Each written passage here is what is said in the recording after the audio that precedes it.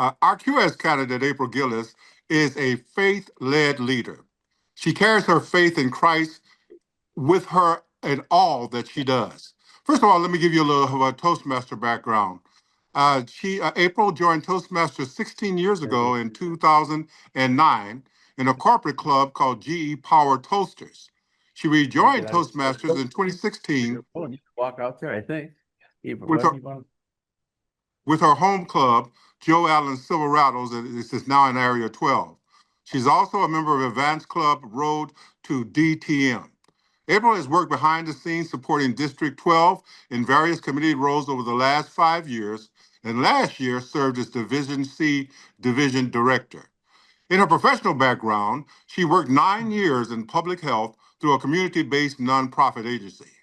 She is now a small business owner supporting services-based small businesses to improve their operations with her company.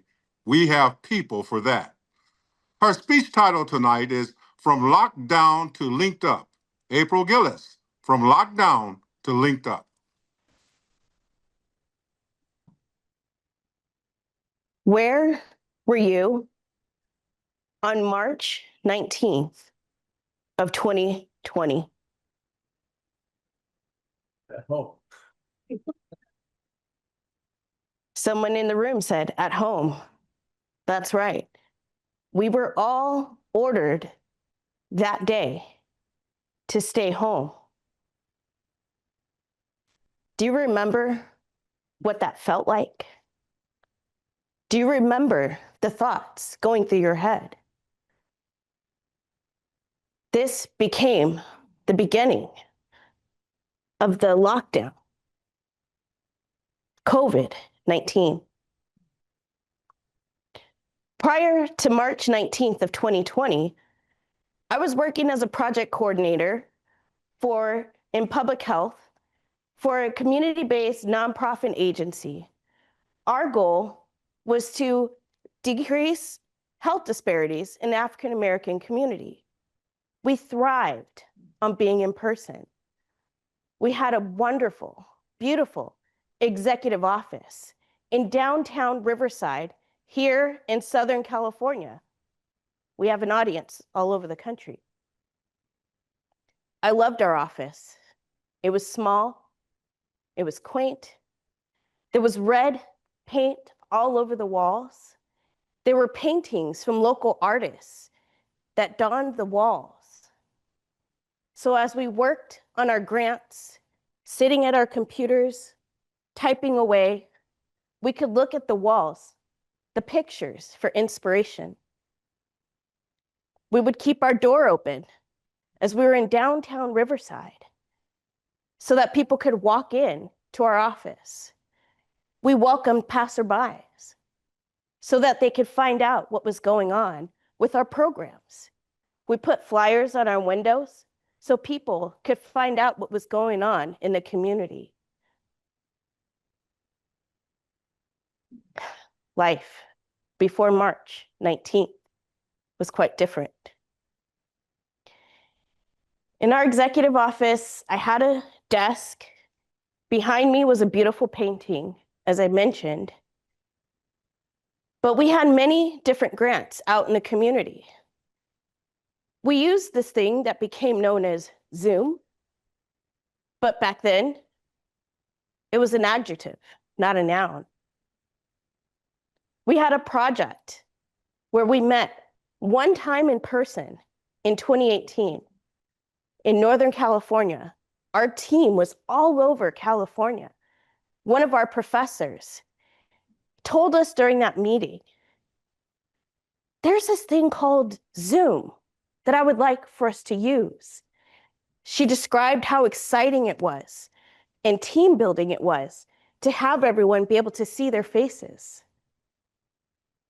As a professor, she was used to conference calls. How many people remember conference calls? How many people still remember the password to your conference call line? Many people do. It was new for us, but we tried it. After that one meeting in person, we began to meet every other week online to meet our objectives and to go out and do the work we needed to do in the community. We would get an email and we would click a button, and all of a sudden we were in this box. But for us, it was just once every other week. It became a running joke about me. Has anyone heard of Carmen Sandiego? Where in the world will April Gillis be? Because I was always somewhere different when we were taking our meetings. One day, I was in our office and they could see the paintings behind me.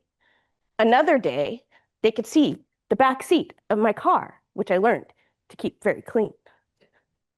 One day, I may have been leaving a meeting for one of our grantors. Every time, it was somewhere different, but it was a joke.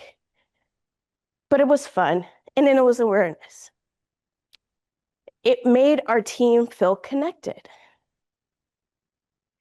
One of the interns that we had on another project, she went to school in Riverside, but she lived in Los Angeles.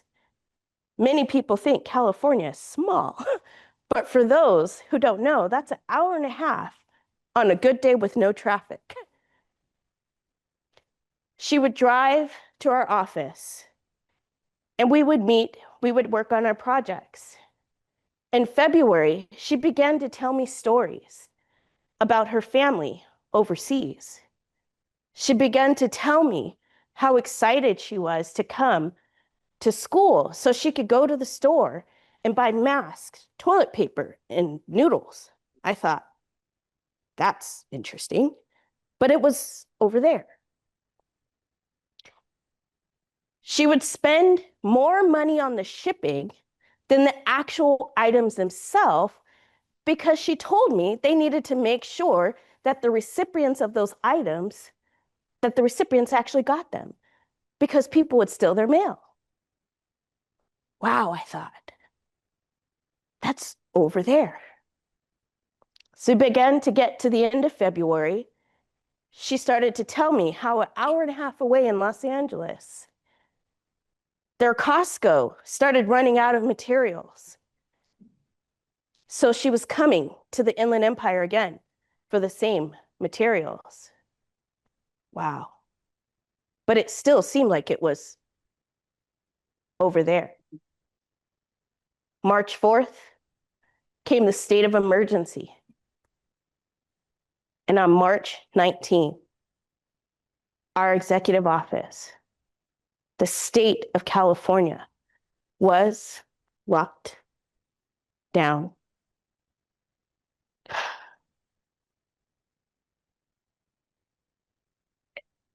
What was once our safe space, our office, was now moved into our homes.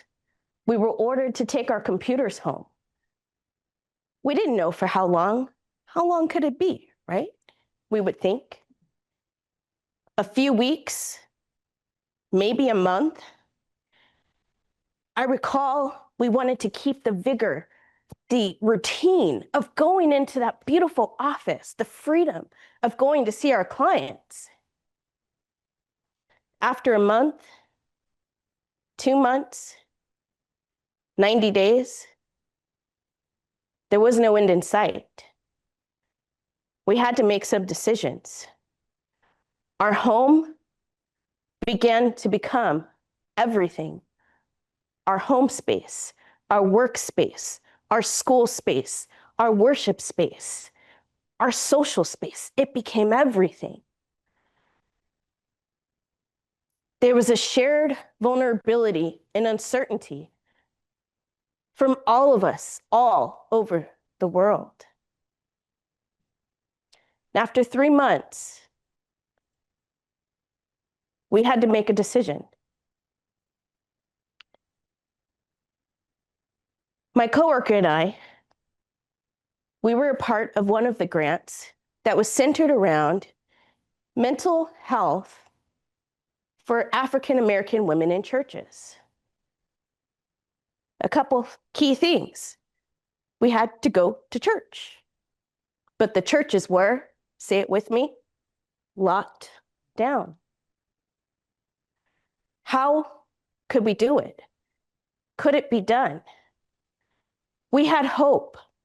This thing called Zoom, where my background was always a running joke, could it be an answer for us? Our team certainly didn't think so. So Selena and I created what we called an experiment zone. We got ourselves a Zoom account, and we started tinkering around to figure out, how does this thing work? What does it do? What does it look like on the other side? Before, we would just get an email and push a button. But what could it do for us? In our experiment zone, we were determined to come up with a plan to link us together during the shutdown. Who is our audience? Our audience for our grant, again, was women in churches. But who were they? We had women from every generation. We had the silent generation, the greatest generation, the baby boomer generation, Generation X, millennials, and a couple of Gen Zs sprinkled in there. So we had to consider the generations.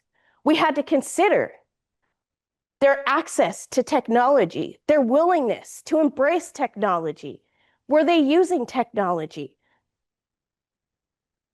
All of these things we had to consider in our experiment zone. We would create a room. We had to figure out what a room was. We didn't know before. So we figured out what a Zoom room was. And we figured out where the buttons were. And we started to tinker around. What does it look like if you're on an Android phone? What does it look like if you're on an iPhone, an iPad, a PC, a tablet, all of these different devices? We needed to be able to describe to our audience how to maneuver this thing called Zoom. Now think about it. We're used to Zoom now, but imagine if you remember when TV was created, Zoom in a way is like a two-way television. You can look at the TV, but you can cook, you can walk around in your unmentionables or whatever you do, but there's nobody looking back at you. There's nobody talking back at you.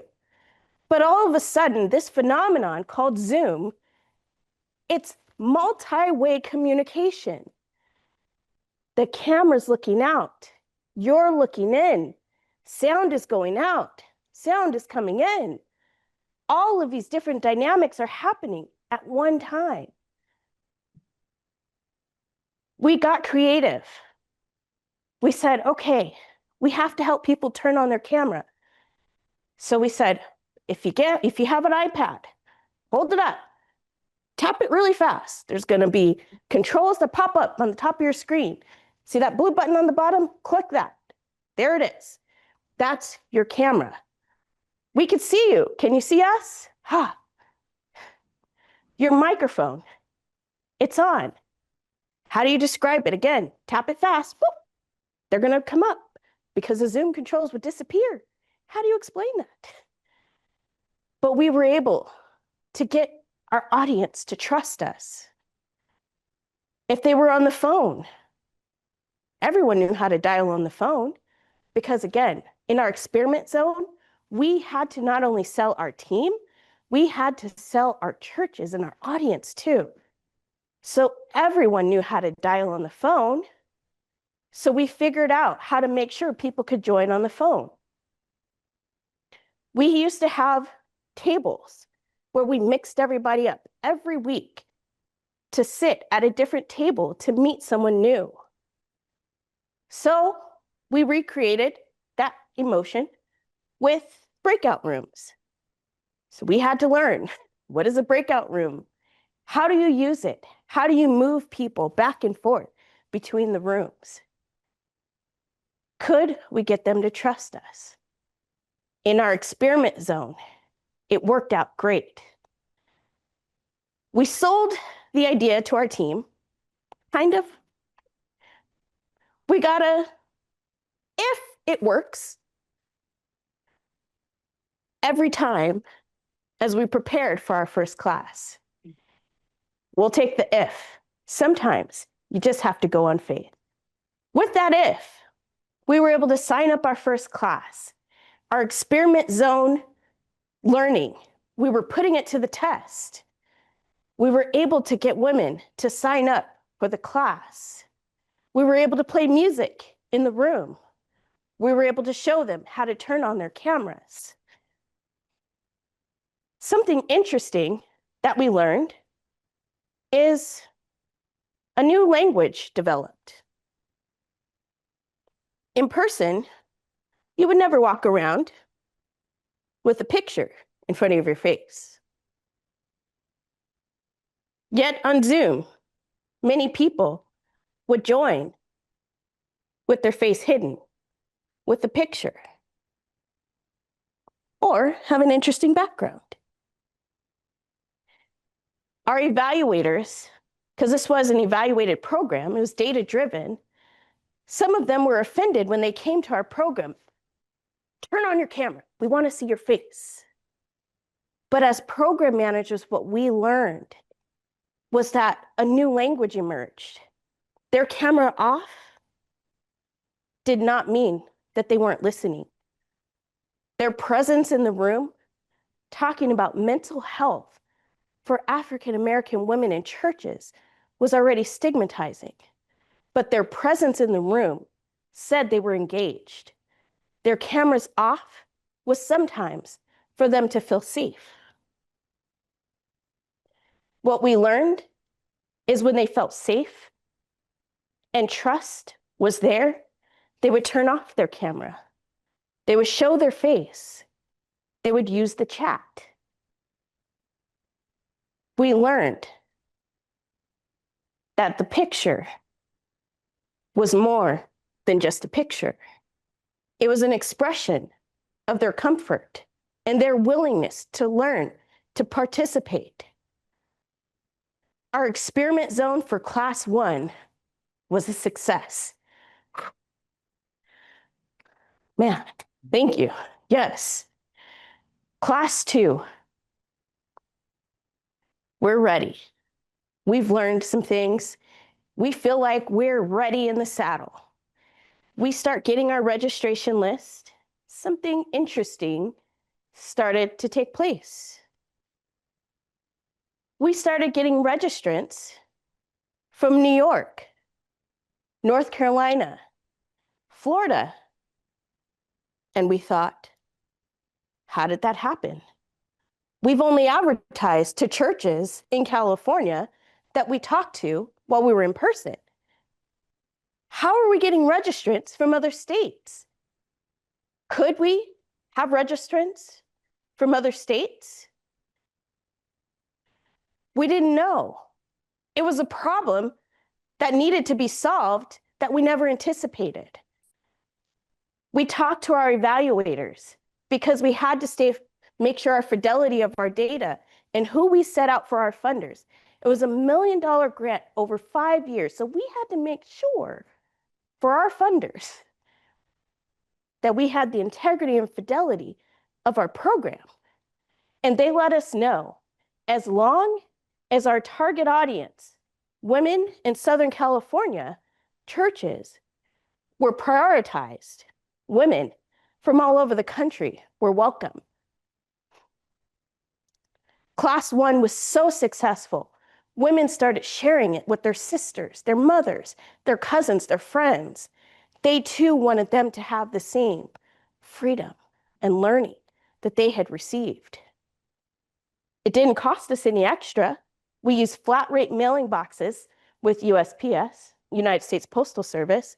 So it cost the same amount of money to send it across town to Riverside as it did to New York. Imagine that. We did have to check the weather because now we had to be aware of storms happening in different parts of the country that might delay our packages.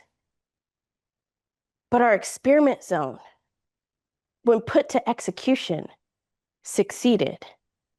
We were linked together during the lockdown. Finding out the weather patterns, finding out how many women were spreading the good news to their family and friends. We found out that our experiment zone, our hope, was a success. We were able to complete 3 or 4 more programs, and these were 8-week programs at a time over Zoom. And we were able to expand in a way we never saw coming. This meeting here today would not have existed in the format in which we have our audience all over the country and in person today. We were locked down, but we learned to link up. Sure, many are tired of a thing called Zoom. But as we continue to move forward, I implore us to not forget what we learned, the shared vulnerability, the tools that we have, the opportunity to link together that we learned during lockdown. Let's not leave that behind, but take that with us. We need generational connection. We need cross-county, national connection. We were locked down, but we're forever linked up.